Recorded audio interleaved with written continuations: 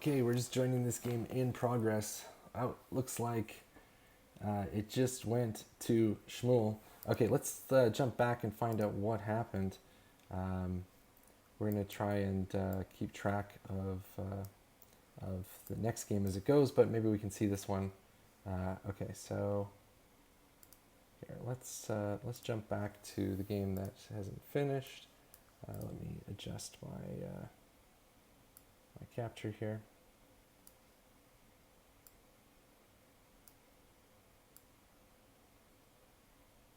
Okay. Oop, don't do that. Okay, here we go. What happened in the game? Okay, so we had a Sicilian defense, looks like. Um, and then, okay, I don't know this variation. Um, and it looks like it starts off, black's already up a piece. And so what went wrong? It looks like this piece was undefended. And then black's able to catch the second pawn. So something went wrong early on. Queen comes out threatening the knight, and you can't capture it now because this pawn move guarded the knight with the bishop. You have to move back because the queen's attacked. And black gets early development here, and um, hard to see what to do here. This is kind of a jab at the knight in order to gain some momentum back. And very tricky move here. Rather than moving the knight, attacking the queen, queen has to move first. Queen moves back to its starting position, and now the exposed pawn is gobbled up. That's 2 pawns up for Shmuel, and it's going to be a tough game. Bishop comes out trying to attack the knights. Queen defends them. Not really pinned, but attacking us anyway. Move was, maybe a good one. I'm not really sure. The problem is the queen is on the diagonal of the king here, and this is going to be uncomfortable. I think maybe, well, you couldn't play the knight there because the knight was guarding that piece, so maybe this way. Either way, white's pieces are kind of tied up. I think maybe just capturing. Problem is the capture comes with check. It's kind of ugly. Black jumps out of the way with check here, and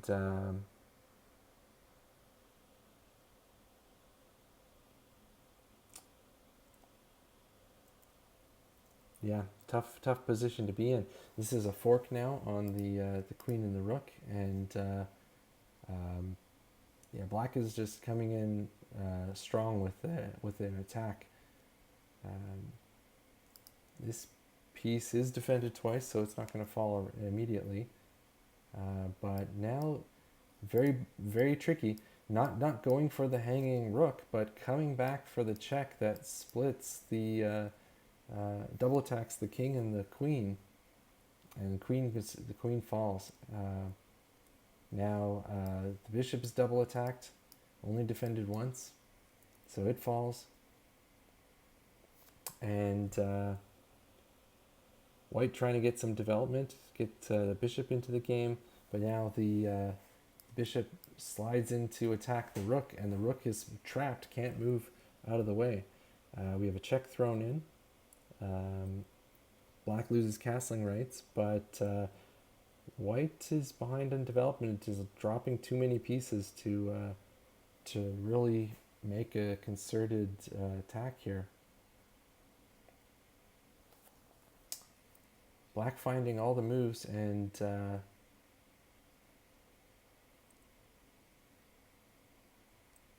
rook now falls, and looks like that was the end of game 1. Okay, let's jump over to game 2. First, let's go back to the beginning. First game went to Shmuel. Okay, now Shmuel with the white pieces.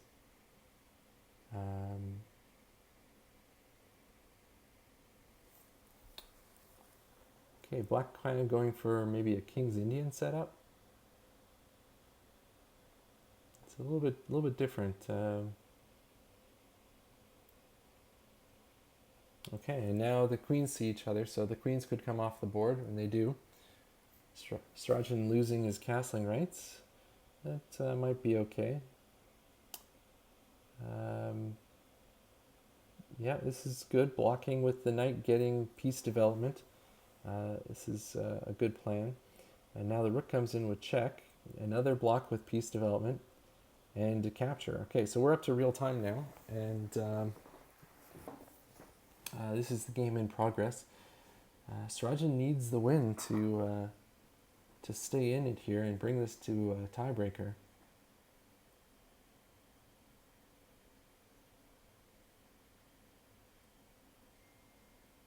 Knight to f3, completing the piece development.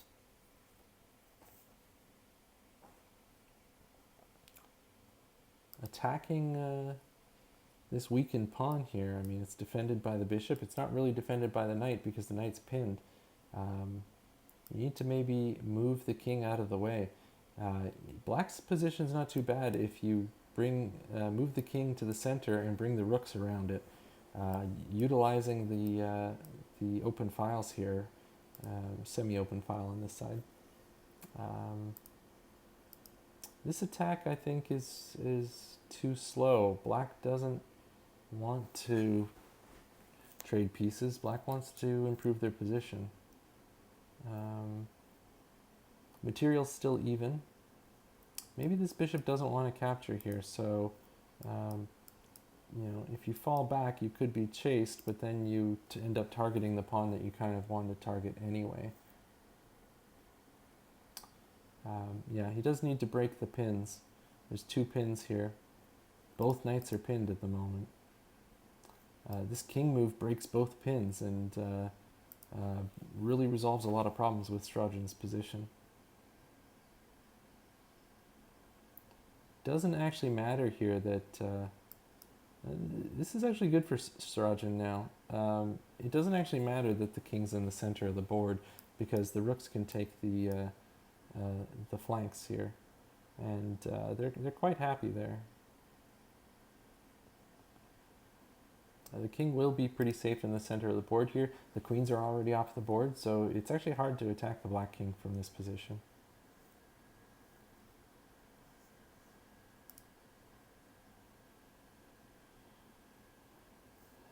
Yeah, it was okay. This threatens this move, forking the king and the rook. So you can't just move the pawn. You have to move the king. Not the worst problem in the world, I suppose. Okay. So actually, this moving the king removes the defender of the knight. Now, that's actually a bit of a problem. So maybe you have to do something awkward like moving the knight to defend the piece, but that's also pretty uncomfortable. It disconnects the 2 rooks, and now the rooks can't get to the files that they want to be on. But at the moment, it's the only thing I see that doesn't make the position worse. Srajan's about a minute up on time, a little less than a minute, so he's got a little bit of time to come up with a good response. Yeah, I think it's reasonable here. You take a concession in your position, but now you have time to kick the knight out. And when the knight drops back, you can always bring the knight back to where it was, or maybe even find a new home for it. Rook comes up. Looks like white is planning to double the rooks. So you need to kick that knight out now and fix your position.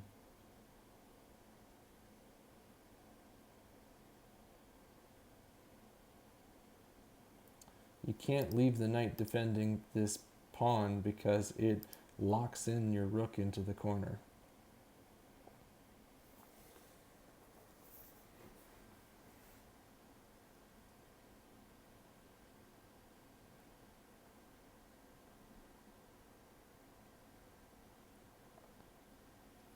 Yeah, if black plays g5 here, all his problems go away. He can play the knight back, and after white doubles, Black's got plenty of defense here. This order I don't like so much. Now, maybe you just take as white. Force the king off to the side, develop your second rook with check. He's got to move back. And now you've got your rook stuck in the middle of the board, or in the corner of the board, and he's not actively part of the game. I think this is a lot harder for black to fight for. But definitely not over. Material's still even. Black still needs to play this piece. He's got to move out of the way first now. You can't block because you abandon the defense of this pawn. No, that doesn't work. Black just happily takes the pawn now.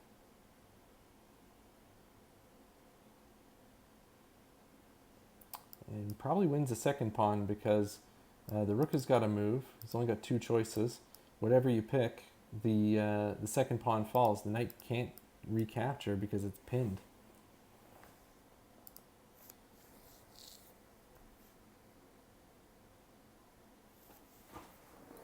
And this is going to be kind of a decisive moment that sort of turns the tide into Shmuel's favor here. White is now winning. Not moving the rook out of danger is going to be costly.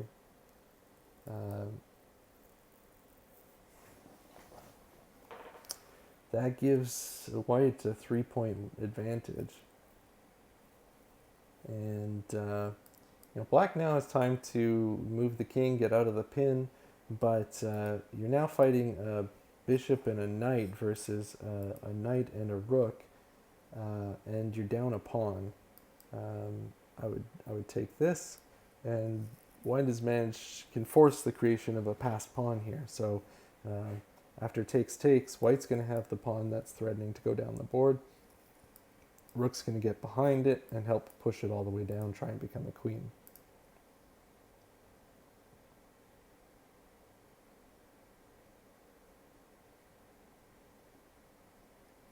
Might not want to get behind it just yet. Maybe just push the pawn, kind of forcing the king to deal with the pawn and leaving the knight behind. Seems like you can get some free moves just by pushing that pawn and being threatening. This is also good. Threatens two pawns at the same time. Tries to make a second threat on the other side of the board. Black now has time to get out of the way. You can push this pawn, but then this one falls. So maybe just push f3, defending both pawns. And now Black's knight's in a horrible position, kind of guarding the onslaught of these pawns and not able to make any forward progress, whereas white's got threats of winning both of these pawns, and you can't save both of them.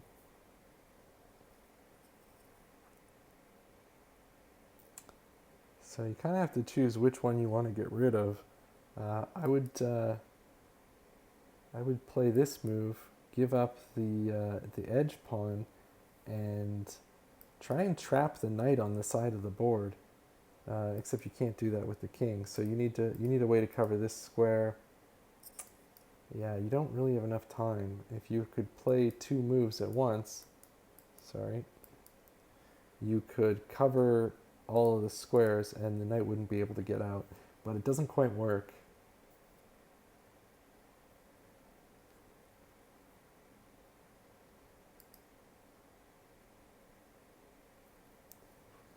Srajan under 3 minutes now, trying to figure out how to deal with both the passed pawn and the attack on the other side of the board. Seems like a classic principle of making two threats here. Difficult for black to deal with both of them at the same time. This bishop in the corner is in a horrible position. It's on the dark squares, blocked by a dark pawn. It needs many moves before it can get back into the game.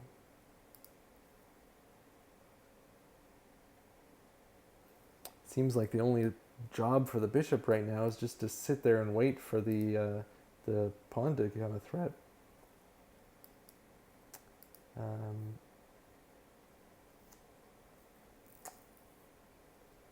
Yeah, this is, I maybe don't like this as much.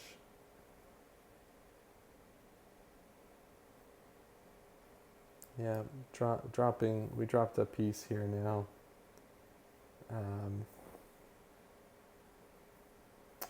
Gives a strong advantage here to white. And this one pawn on a dark square seems to be the bane of your position. Your bishop can't participate in the game. So you're basically playing a knight versus a knight and a rook right now. The bishop might as well not be in the game. I don't like walking into this pin so much. Best move here is just to move the pawn. But, okay, you can sacrifice the pawn to try and get the bishop a little more active. Now at least the bishop can check the king. I don't know what that does for you, but yeah. Bishop is more active now, so I don't mind the idea of sacrificing the pawn to get the bishop back into the game. I don't like the knight staying pinned here though.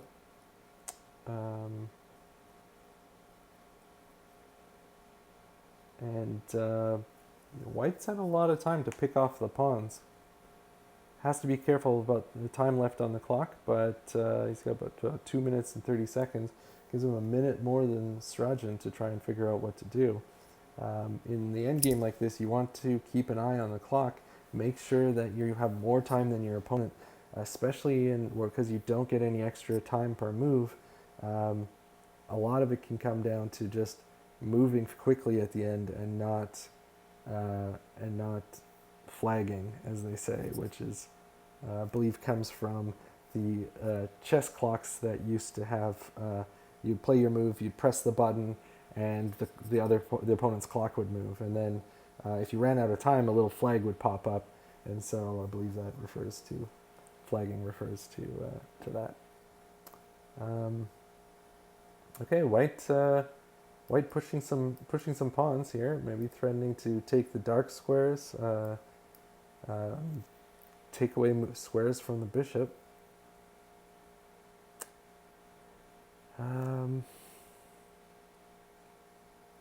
White's plan probably is just to hop over to G and push the G pawn. Push the G pawn and force black to go over there to deal with it. And then when black is over dealing with the passed pawn, you push the pawns on the other side of the board and force 2 threats to deal with. Srajan's down to 20 seconds trying to figure out how to get some counterplay, come up with a way to compete, and ends up resigning. Just too much material, down too much material. Not enough time to figure out how to make a comeback there. And so let's go to our bracket and